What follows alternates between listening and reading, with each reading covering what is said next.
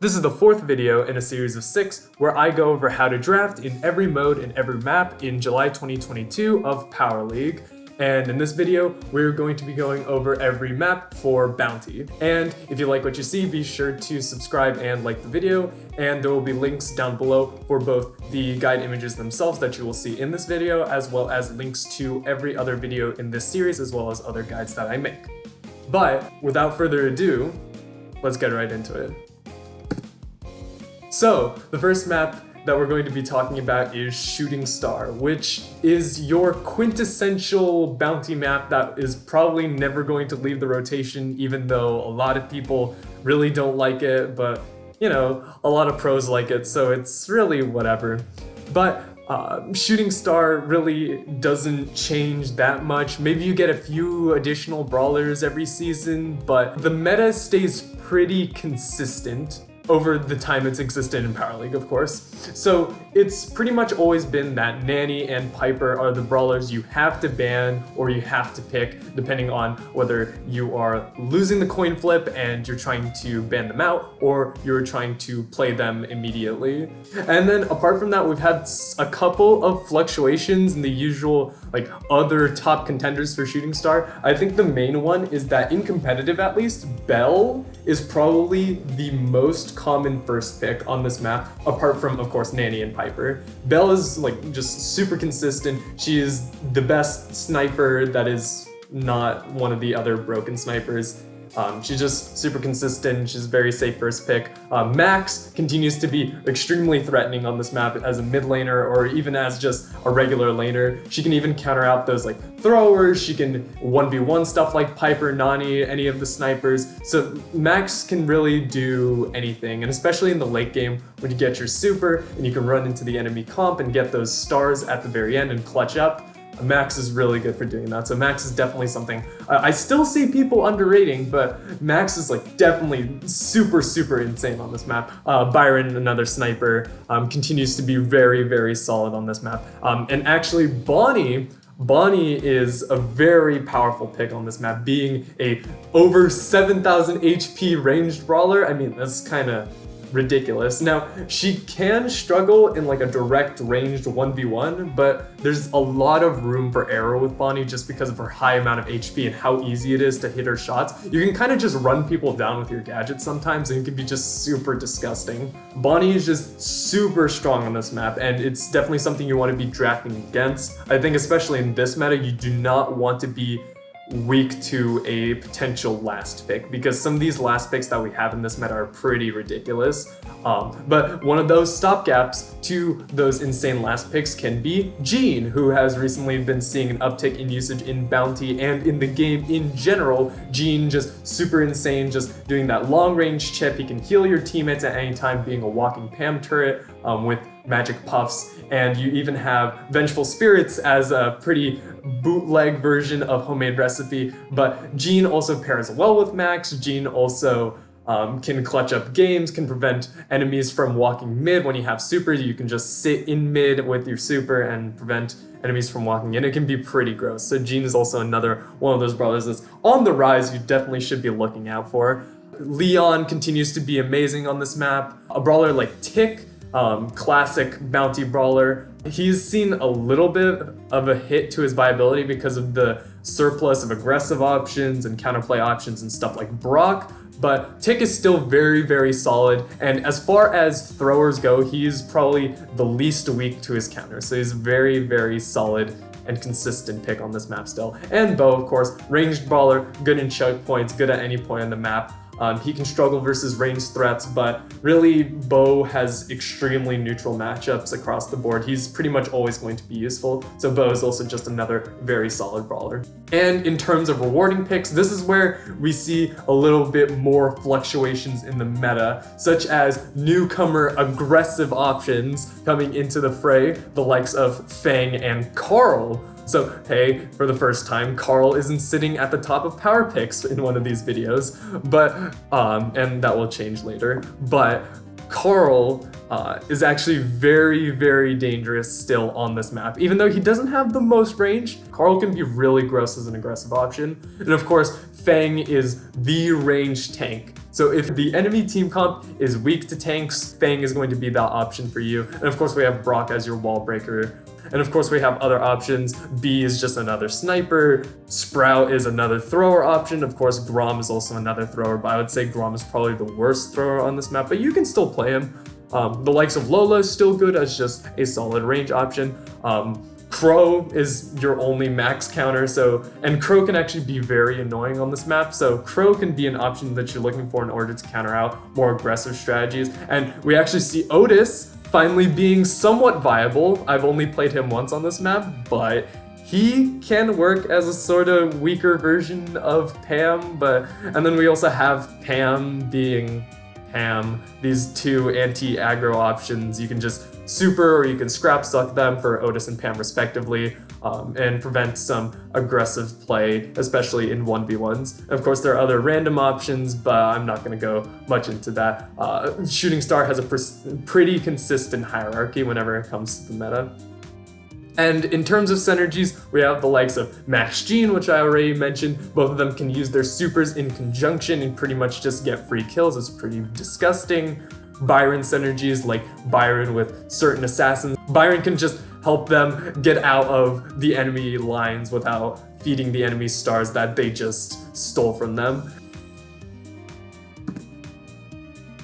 And so the next map is Canal Grande, which is of course in the last Power League rotation as well. But in terms of meta, we have, of course, now we have Carl being the best brawler on this map. Carl, very good at getting the blue star. Carl is just very good at assassinating brawlers and playing at range. Carl pretty much does everything on this map. He can even use the walls in the middle in order to do an insane amount of damage, in order to be tankier options like, well, tanks or just brawlers with a higher HP total. So Carl pretty much does everything on this map, even better than a brawler like Eve, which this map is kind of made for. So Carl is just super ridiculous on this map. I would be definitely prioritizing him 100% every game.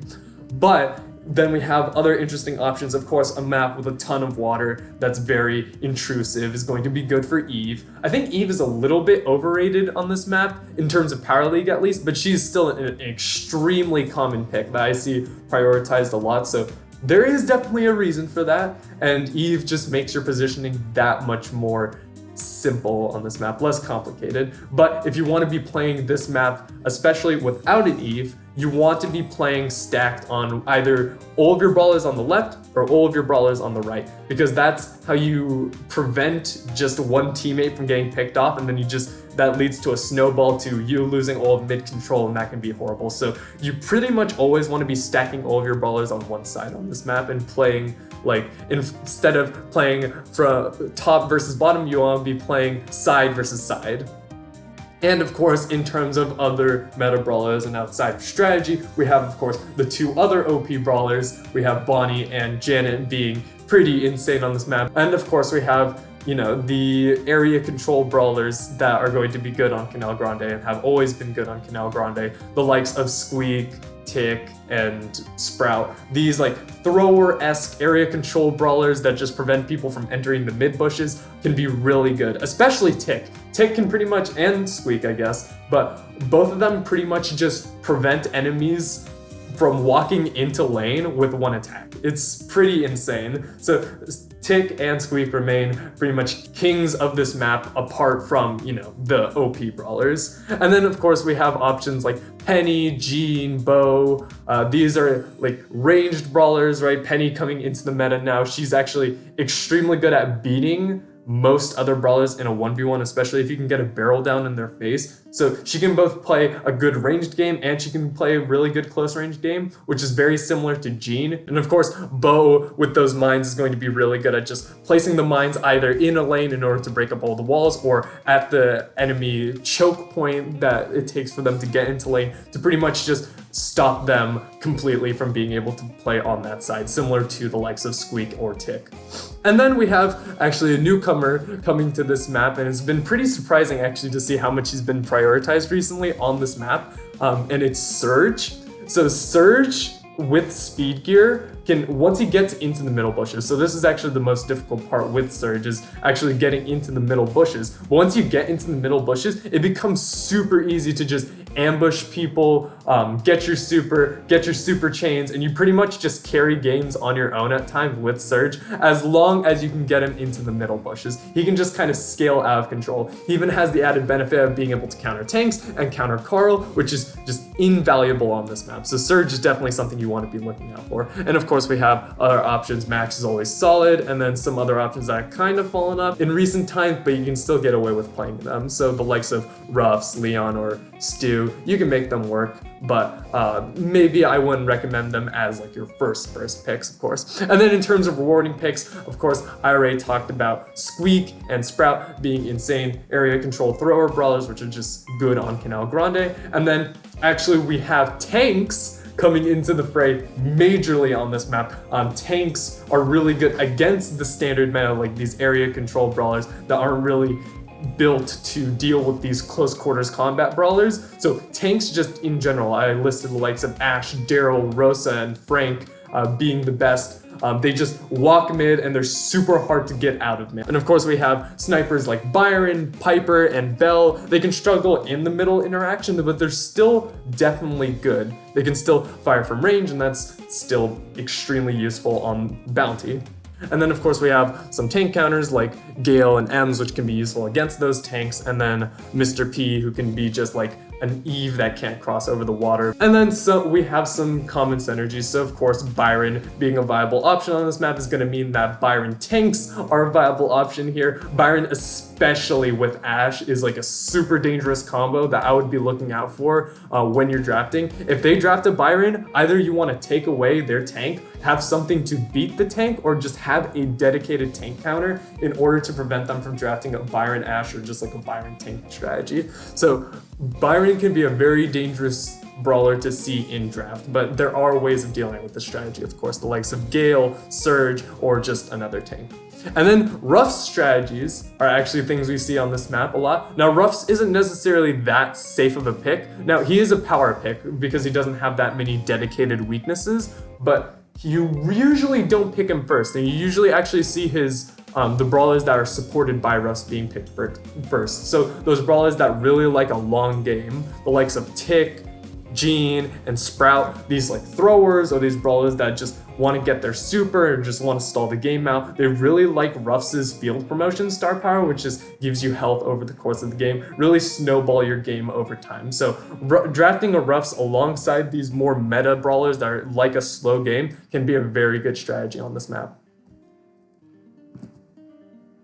And the final map is Layer Cake, which is a newcomer to this season of Power League, but it has historically been here. But we have seen some radical meta shifts, especially with how snipers have actually kind of fall into the wayside. Now, of course, snipers are still viable on this map, but there is just a slew of safer options and a slew of aggressive options that maybe make them a little bit less safe than they used to be. So some of those aggressive options, of course, start out with the OP brawlers that we have, the usual Carl, Janet, and Bonnie, who are very insane on this map, very good at playing with the bushes, very good at playing against the bushes, and Carl just gets the mid star, and they're broken. You want to be prioritizing them. They're good brawlers. Pick them.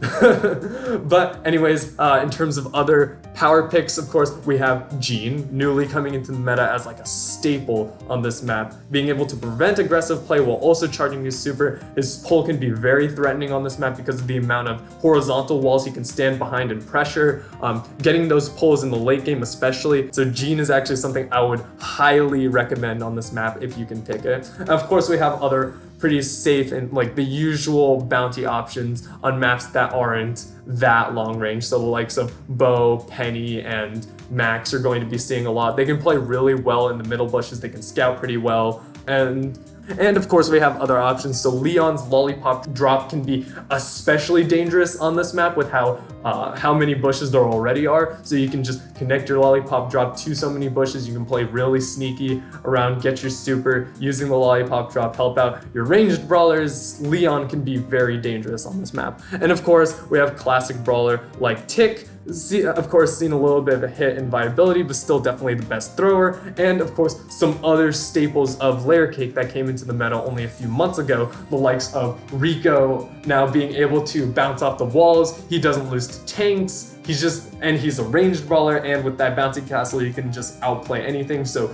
if you're a confident Rico can be extremely powerful on layer cake. He can definitely carry your team if you let him.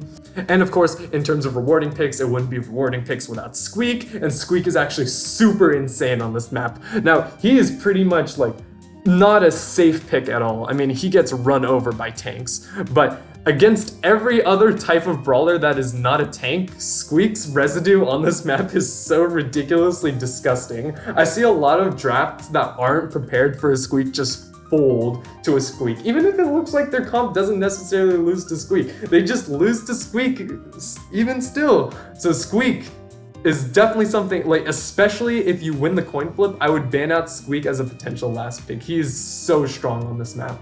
And of course, we have other options. So the likes of tanks on a map with a lot of grass is going to be very solid on this map. BB is actually something we see a lot on this map, especially in competitive. She is a very fast tank compared to every other just fast tank.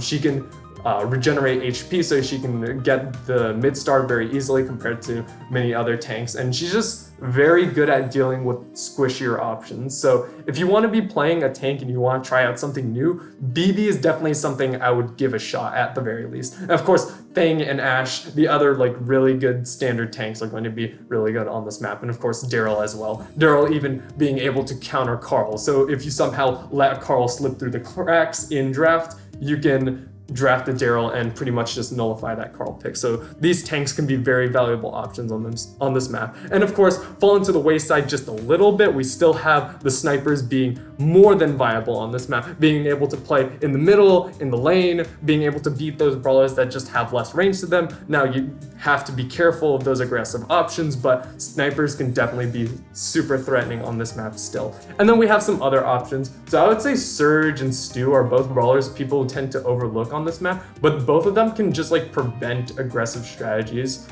And of course, in terms of synergies, Byron being a viable option on this map is going to make Byron's synergies viable on this map. So Byron tanks is the main one. So drafting a Byron early and then later picking a tank in order to do this super heavy wombo combo counter pick against your opponents is always going to be good. Again, those tanks that are notable on this map are going to be very strong with Byron. So Byron tanks still definitely a very powerful strategy on this map. And we see Gene being as strong as he is on this map, making his own synergies. So Gene, of course, paired with Max, they can use supers at the same time. They can be very strong in combination. And of course, as I mentioned in CANAL Grande, Gene paired with Ruffs, especially with that second star power, can be very gross in those longer, grindier games, giving each other HP, just being able to stick on top of each other, buffing Gene, making him be able to solo pull people with his increased damage. It can be pretty gross, but in terms of synergies, not that many on this map, but this map is a very, very diverse one, and the meta has been evolving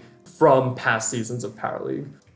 And with that being said, this has been Bounty for July 2022. And once again, I will say there are links down below in order to see the other videos in this series, as well as another guide that I made, and also a link down below to the actual guide images that you can download. If you'd like to see more from me, you can follow me on Twitter or on Reddit, where I post things sometimes whenever usually I don't post something on YouTube. So follow me there if you'd like to see more from me. And with that being said, thank you so much for watching, and I'll see you in the next one. See ya.